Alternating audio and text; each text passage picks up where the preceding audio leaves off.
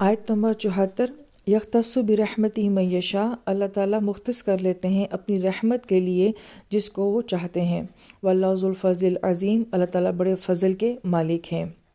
آیت مبارکہ میں رحمت کے ساتھ یختص کا لفظ لایا گیا ہے، اور خاص کا مطلب ہوتا ہے کسی چیز کو کسی چیز کے لیے خاص کر لینا۔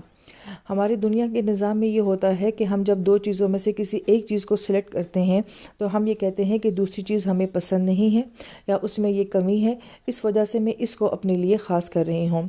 لیکن اللہ تعالیٰ کے نظام میں ایسا نہیں ہوتا۔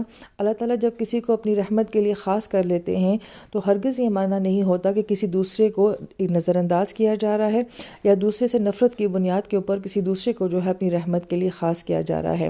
یہ محض اللہ تعالیٰ کی رحمت کا معاملہ ہوتا ہے کہ اللہ تعالیٰ کچھ معاملوں میں اپنی رحمت کے لیے کچھ خاص بندوں کو خاص کر لیتے ہیں۔ پھر یختص جو ہے مضارع کے صیغے کے ساتھ آ رہا ہے کہ مسلسل یہ عمل ہوتا رہتا ہے کہ اللہ اپنی رحمت سے جو ہے اپنی خاص بندوں کو خاص کاموں کے لیے مختص کرتے رہتے ہیں۔